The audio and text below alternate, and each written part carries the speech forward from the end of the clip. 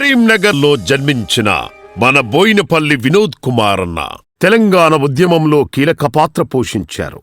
ప్రత్యేక తెలంగాణ కోసం 2001లో కేసీఆర్ నాయకత్వంలో ఏర్పాటైన టీఆర్ఎస్ పార్టీ వ్యవస్థాపక సభ్యులలో ఒకరు.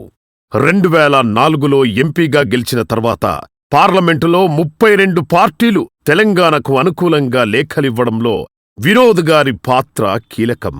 2014లో కరీంనగర్ ఎంపీగా గెలిచిన వినోద్ కుమార్ గారు అనుక్షణం నియోజకవర్గ అభివృద్ధి కోసం, అలాగే తెలంగాణ రాష్ట్రం కోసం తన గళాన్ని బలంగా వినిపించారు.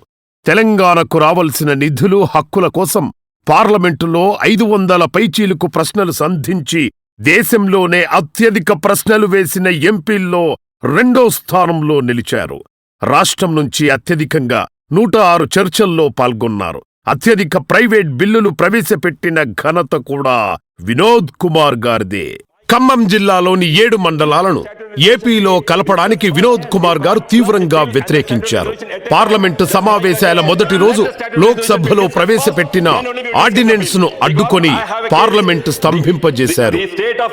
Telangana was formed on 1st March 2014 as per the gazette and notification issued by His Excellency the President of India. So on 29th May, the government can't bring an ordinance. In order to alter the boundaries of a state, they have to follow Article 3 of the Constitution. The President has to recommend the bill into the House after only eliciting the views of the respective state legislature. So the government has not elicited the views of the state legislature of Telangana as well as the state of Andhra Pradesh. Thus, I want a discussion on statutory rule resolution first, then only on the list of users. Thus, I request a discussion on the statutory resolution. My request to the Honorable Chair is you can't club the bill as well as the statutory resolution at a time. Let all the parliamentarians know whether a government can alter this, whether the government can alter the boundaries of a state by bringing an ordinance. Let all parliamentarians know it. Let all states know it. Whether can the boundaries of the state can be altered by way of ordinance. This is my contention. Can a ordinance bring? Karimnagar కు జాతీయ రహదారులు రావడంలో వినోద్ కుమార్ కీలక పాత్ర పోషించారు. మంచి రహదారులు ఉంటేనే అభివృద్ధి సాధ్యం. తన నియోజకవర్గ ప్రజల జీవన విధానం మెరుగుపడాలంటే కరీంనగర్ కు మంచి రోడ్డు ఉండాలని వినోద్ కుమార్ గారు బలంగా విశ్వసించారు. అందుకే ఎల్కతుర్తి, హుస్నాబాద్, సిద్దిపేట, మెదక్, నాందేడ్ వరకు, సూర్యాపేట నుంచి జనగామ, దుద్దెడ, సిద్దిపేట, సిరిసిల్ల వరకు, కరీంనగర్ నుంచి సిరిసిల్ల, కామారెడ్డి, పిట్లం వరకు, కరీంనగర్ నుంచి వీణవంక, జమ్మికుంట, భూపాల్పల్లి, సిరోంచ వరకు ఇలా ఎన్నో జాతీయ రహదారులను తీసుకురావడంలో వినోద్ కుమార్ గారు కీలక పాత్ర వహించారు. అలాగే హైదరాబాద్ నుంచి సిద్దిపేట, కరీంనగర్ల మీదుగా రామగుండం వెళ్లే రాజీవ్ రహదారిని జాతీయ రహదారిగా ప్రకటింపజేసేందుకు చేయని ప్రయత్నం లేదు. ఈ మార్గంలో వాహనాల రద్దీ ఎక్కువ, కానీ 80 కిలోమీటర్లకు పైగా రోడ్డు మలుపులు, వంకలు తిరిగి ఉండి ప్రమాదాలకు ఎంతో మంది ప్రాణాలు పోవడానికి కారణమైంది. ఈ రోడ్డును జాతీయ రహదారిగా ప్రకటించి అప్గ్రేడ్ చేయాలని వినోద్ కుమార్ ఢిల్లీ పెద్దలకు విజ్ఞప్తులు చేశారు. Assembly also in the students committee was formed and nothing, there is no result from that committee, and we made a request to upgrade this road as a national highway. I would like to know from the Honorable Minister, I request him to resolve the issue and upgrade it as a national highway, and the density of vehicles on this road is more than the density of on the national highways, already upgraded national highways. So this under BOT, madam, I don't want to make any allegations because that party is no more in the government either here or in our state, but ultimately something went wrong in allocating that road to one person, madam. So I request the Honorable Minister personally to look into the matter and see that this road is made as a national highway. IIIT కోసం గళమెత్తిన వినోద్ గారు కరీంనగర్ను మంచి విద్యా కేంద్రంగా మార్చాలనే ఆలోచనతో వినోద్ కుమార్ తాను ఎంపీగా ఉన్నప్పుడు IIIT కోసం ఎంతగానో ప్రయత్నించారు. కేంద్ర మంత్రులను, కేంద్ర విద్యాశాఖ ఉన్నతాధికారులను కలిసి కరీంనగర్కు IIIT కోసం విజ్ఞప్తులు చేశారు. కేసీఆర్ సహకారంతో ట్రిపుల్ ఐటీ కోసం 50 ఎకరాల స్థలం సిద్ధం చేసి లోక్సభ వేదికగా కేంద్రాన్ని నిలదీశారు. ఆయన ఎంపీగా ఓడిపోయిన తర్వాత ట్రిపుల్ ఐటీ గురించి పట్టించుకున్న నాథుడే లేరు. As envisaged in the act, and the government of Telangana is ready to share its share. Okay. So I request the honorable minister Srimati to Anjubala. sanction the triple Anjubala. IT at the earliest. Smart city ఘనత మన వినోద్ అన్నదే. Karimnagar smart city ప్రదాత వినోద్ కుమార్ గారు ప్రజలకు మరింత మెరుగైన సౌకర్యాలు, అత్యాధునిక సదుపాయాలు స్మార్ట్ సిటీ ద్వారా సాధ్యమని భావించి కేంద్ర ప్రభుత్వాన్ని ఒప్పించి కరీంనగర్ను స్మార్ట్ సిటీ జాబితాలో చేర్పించిన ఘనత మన వినోద్ కుమార్ గారిదే. కరీంనగరాన్ని కూడా ఈ ఆకర్షణీయ నగరాల జాబితాలో చేర్చమని చెప్పి ముఖ్యమంత్రి గారు అలాగే పార్లమెంట్ సభ్యులు కోరున్నారు. దానికి చిన్న విధి విధానాల్లో చిన్న మార్పులు చేయవలసి ఉంది. ఈరోజు శ్రీ వినోద్ కుమార్ గారు అలాగే మన వేణుగోపాలాచారి గారు రాష్ట్ర అధికార ప్రతినిధి కలిసి హైదరాబాద్ స్థానంలో కరీంనగర్ని ఆకర్షణీయ నగరాల జాబితాలో పోటీలో చేర్చమని కోరారు. దానిపైన నేను సానుకూలంగా పరిశీలించమని అధికారులకు ఇప్పటికే ఉత్తర్వులు ఇచ్చాను. ఆ ప్రక్రియ పూర్తయిన తర్వాత తుది నిర్ణయం తీసుకోవడం జరుగుతుంది. కరీంనగర్ ప్రజల చిరకాల వాంఛే అయిన కరీంనగర్ హైదరాబాద్ నగరాలను కలిపే కొత్తపల్లి మనోహరాబాద్ రైల్వే లైన్ సాధించిన వినోద్ కుమార్ గారు కరీంనగర్ నియోజకవర్గం పరిధిలో ఉప్పల్, బిజిగిరి షరీఫ్, తీగులగుట్టపల్లి ప్రాంతాల్లో రైల్వే ఓవర్ బ్రిడ్జిల కోసం పట్టుబట్టి నిధులు మంజూరు చేయించారు. కరీంనగర్ నుంచి తిరుపతి ఎక్స్ప్రెస్ రైలు వారానికి 4 రోజులు నడిపేలా రైల్వే శాఖను ఒప్పించారు వినోద్ కుమార్ గారు. The railway minister was kind enough to allocate some fund for the new line, that is Manoharabad to Kottapalli. This line was earlier when our chief minister Mr. K. Chandrasekhar Rao garu was the member of this parliament, and he was a minister in the UPA government.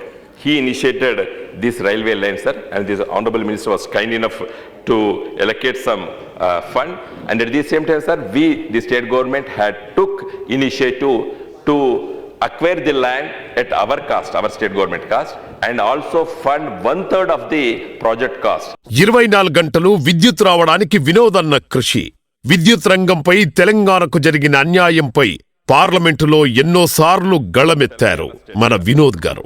విభజన తర్వాత తెలంగాణకు రావాల్సిన వాటాపై పార్లమెంట్లో గర్జించారు.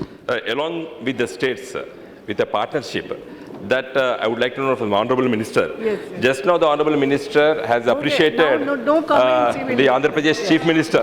Madam, I would like to know, Okay. we have many times expressed to the honorable minister, Madam, not even fist of coal is available in Andhra Pradesh, but they are surplus state. No, please. Whereas Telangana state, No, we have coal resource, will not- but we doesn't have Yes, electricity. Minister.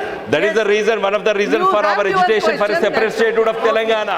కేంద్ర ప్రభుత్వంతో కొట్లాడి ప్రత్యేక high court సాధించిన వినోదన్న 2014లో విభజన జరిగినప్పటికీ తెలంగాణకు ప్రత్యేక high court ఏర్పడలేదు. ఆ సమయంలో ఎంపీగా ఉన్న వినోదన్న విభజన చట్టం ప్రకారం తెలంగాణకు రావాల్సిన హైకోర్టు కోసం కేంద్రాన్ని నిలదీశారు.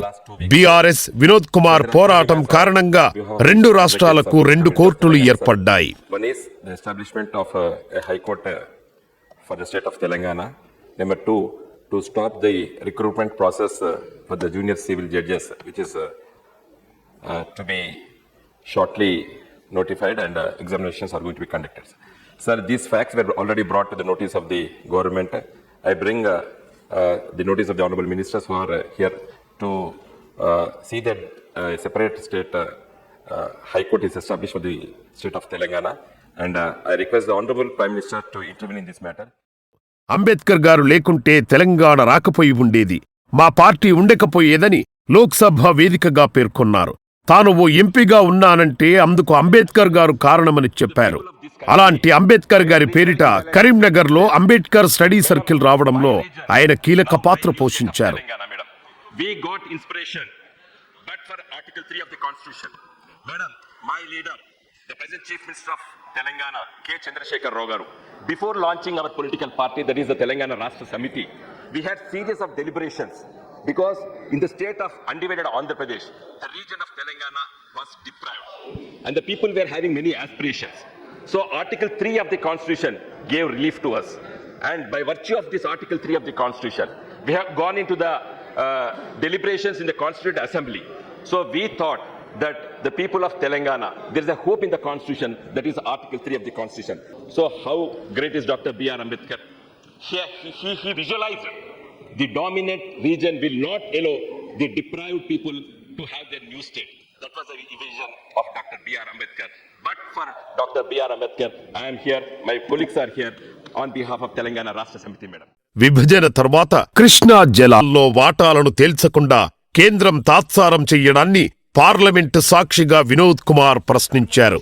పరిస్థితి ఇలాగే కొనసాగితే రాబోయే రోజుల్లో ఏపీ తెలంగాణల మధ్య గొడవలు జరిగే అవకాశముందని ఆయన ఎంపీగా ఉన్న సమయంలోనే హెచ్చరించారు. ఈ రోజు మనం చూస్తోన్న కేఆర్ఎంబి అంశం వినోద్ కుమార్ గారి దురదృష్టికి నిదర్శనం. People should not fight, sir. I'm giving a very important information to the minister. Sir, with regard to this section, sir, the Act specified that the Krishna Water Tribunal will be extended for some time, sir. Sir, just a minute, sir. I will close it, sir. Sir, this Krishna Water Tribunal, sir, we have made an application under Section 3 of the Inter-Water States Act, sir. Sir, but today, till today, the government is not disposing, sir, because they should. Otherwise, there is litigation between the two states, sir. Unnecessary. What I request is, sir, there should not be any disputes between the two states, sir. Sir, we can choose friends, but not the neighbors. Sir, we have to live together till sun and moon are in the universe. Sir, we should not fight in the coming days. That is the reason for which I am requesting the Law Minister as well as the Home Minister to see that the Section 3 petition, which is before the government, has to be disposed of, so that this Krishna Waters Dispute Tribunal will also hear. Karimnagar లో ప్రతి ఇంటికి వినోదన్న నీతి నిజాయితీ గురించి తెలుసు. గెలిచినా ఓడినా అనుక్షణం కరీంనగర్ ప్రజల మధ్యనే ఉంటూ వారి కష్ట సుఖాలు తెలుసుకుంటూ నియోజకవర్గ సమస్యల పరిష్కారం కోసం గళం విప్పుతాడు మన వినోదన్న. కరీంనగర్ ప్రజలకు నిత్యం అందుబాటులో ఉంటారు. మన కరీంనగర్ అభివృద్ధి కోసం, మన సమస్యల పరిష్కారం కోసం మరోసారి మీ ముందుకొస్తున్నాడు వినోదన్న. కారు గుర్తుకే ఓటు వేసి మీ ఆశీర్వాదం కోసం వస్తున్న మీ బిడ్డను, మీ గొంతుకను ఈ ఎన్నికల్లో గెలిపించుకొని లోక్సభకు పంపిద్దాం. కరీంనగర్ లోక్సభ బీఆర్ఎస్ పార్టీ అభ్యర్థి మన బోయినపల్లి వినోద్ కుమార్ గారి కారు గుర్తుకే మన ఓటు.